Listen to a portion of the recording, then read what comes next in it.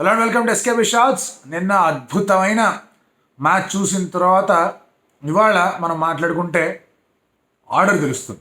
ఫస్ట్లో KKR guarantee, 4లో RCB guarantee. మరి SRH థర్డ్లో ఉంటుందా, సెకండ్కి వెళ్తుందా, డిపెండ్స్. వాళ్ళు గెలవాలా, అక్కడ ఆర్ఆర్ కేకేఆర్తో ఓడిపోవాలా. సో ముందు ఈ మ్యాచ్ గురించి మాట్లాడదాం, SRH versus Punjab Kings, and let's get started.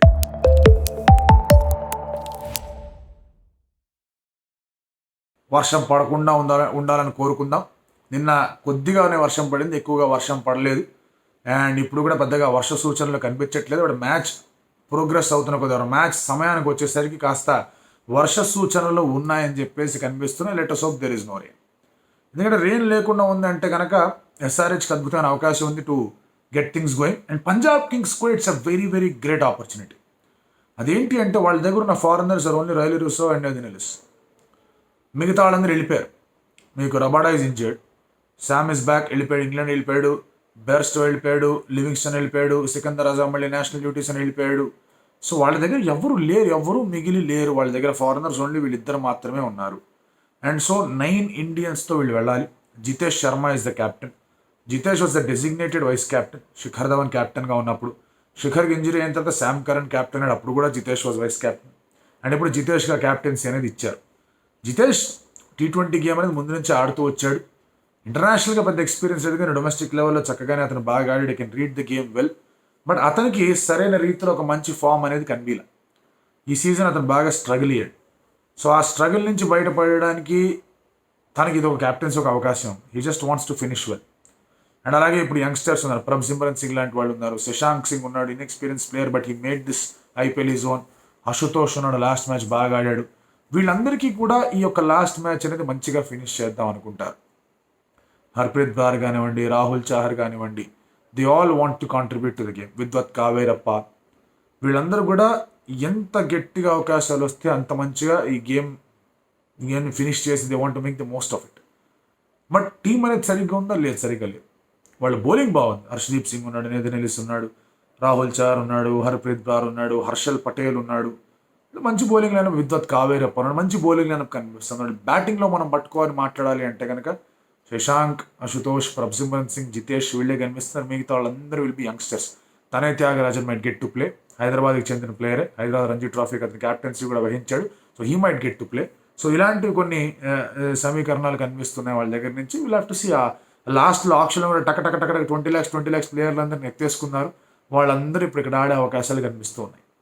SRH on the other hand will go full throttle, win, and then they'll have to hope. RR ఒక్క మ్యాచ్ వదిలేస్తే KKRతో పని అయిపోతుంది. విన్ అనేది కూడా సాలిడ్గా గెలుద్దాం అనుకుంటారు. They have seen what's going right for them, ఏది సరిగ్గా వెళ్ళట్లేదని. అండ్ ఈసారి హైదరాబాద్ SRH ఫ్యాన్స్ని ఎంత పోగినా కూడా తక్కువే. The reason is they the most well behaved fans అనిపిస్తుంది నాకు. ఇప్పుడున్న సర్క్యూట్లో చూసుకుంటే కానీ ఎక్కడో ఒకటి ఏదో ఒకళ్ళు మిగతా వాళ్ళని ట్రోల్ చేసేయడం అనేయడం చేస్తూ ఉంటారు. కానీ SRH fans have been the most well behave fans. ఎవడన్నా వాళ్ళని ఏమన్నా అంటే అది కూడా సున్నితంగా తిరిగి ఇచ్చే రకాలే ఉన్నారు. కానీ వాళ్ళు రకరకాల ఫ్యాన్ క్లబ్స్తో కూడా ఇంటరాక్ట్ అయ్యాను. There is no toxicity. మిగతా క్లబ్స్తో దెర్ ఇస్ టాక్సిసిటీ, అందులో డౌట్ లేదు. అండ్ వీళ్ళు ఓన్ చేసుకునే విధానం, వాళ్ళ ప్లేయర్స్ని బ్యాక్ చేసే విధానం, కంటెంట్ ఇచ్చే విధానం కానివ్వండి, SRH ఫ్యాన్స్కి స్పెషల్ ప్లేస్ ఉంది. అండ్ ఈ సీజన్లో ఒక టీంని ఓన్ చేసుకున్న విధానం అండ్ ఉప్పల్ స్టేడియంకి వాళ్ళు వచ్చిన విధానం చూసుకుంటూ ఉంటే కనుక టీం ఆడిన ఆట తీరుకి వీళ్ళు చూపించిన అభిమానానికి ఒక కోరిలేషన్ చూసుకుంటే it was different level experience.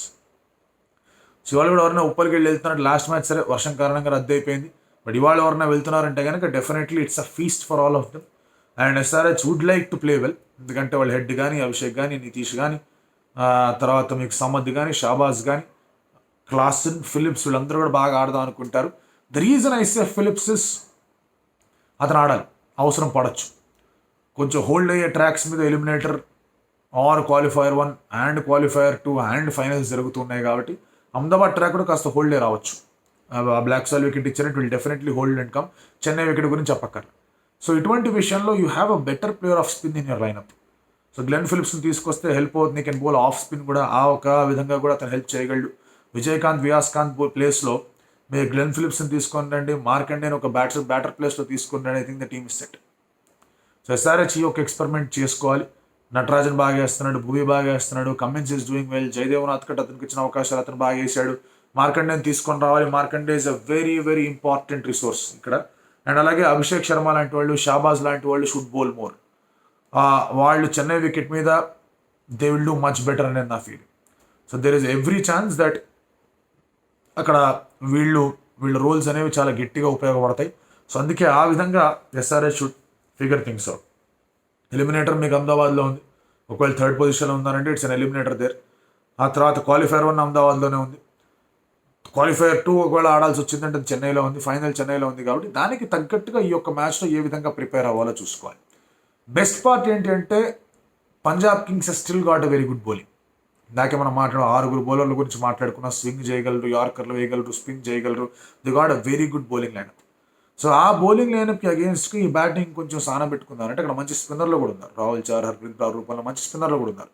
So వాళ్ళకి అగేన్స్ట్గా కూడా వీళ్ళందరూ బాగా ఆడగలిగితే then there is absolute preparation full level అనేది జరుగుతుంది. గుజరాత్ టైటన్స్తో మ్యాచ్ జరుగుంటే బాగుండేది. అక్కడ ఫిలిప్స్ ఆడుంటే బాగుండేది, ఒక నూరు ఒక రషీద్ని ఆడుంటే బాగుండేది. But that was not the case. And ఈసారి ఇక్కడ depleted Punjab Kings side. So definitely favourites are RCB. And Punjab Kings వాళ్ళకున్న ఇండియన్ రిసోర్సెస్తో they want to make a statement. మన స్టేట్మెంట్ ఇస్తారా లేదంటే కనుక ఇక్కడ వీళ్ళు బాగా ఆడతారా అనేది చూడాలి. ఇక్కడ ఇది టాస్ గెలిచిన తర్వాత డెఫినెట్లీ ఎస్ఆర్హెచ్ బ్యాటింగ్ చేస్తేనే బాగుంది. With weather around I captains tend to field అది బ్యాక్ ఫైర్ అవ్వచ్చు, బెటర్గానూ జరగచ్చు, whatever the situation is. But రికార్డులు బ్రేక్ అవుతాయా, బాగా కొట్టేస్తారా, అది ఇది చెప్పేసి మాట్లాడుతున్నారు. This might well be the day for all of those records to be broken. ఇక్కడ అహ్మదాబాద్లోనూ చెన్నైలోనూ ఇలాంటి రీతిలో స్కోర్ వస్తుంది నేనైతే అనుకోవట్లేదు.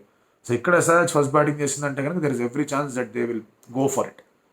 స్టిల్ ఇందాకన్నట్టుగానే పంజాబ్ కింగ్స్ దగ్గర మంచి బౌలింగ్ ఉంది కాబట్టి ఆ ఒక్క ఛాలెంజ్ అనేది చాలా బాగుంటుంది. పెద్దగా ఈ మ్యాచ్లో మనం డెలివరీ డిస్కస్ చేయాల్సింది ఏమీ లేదు.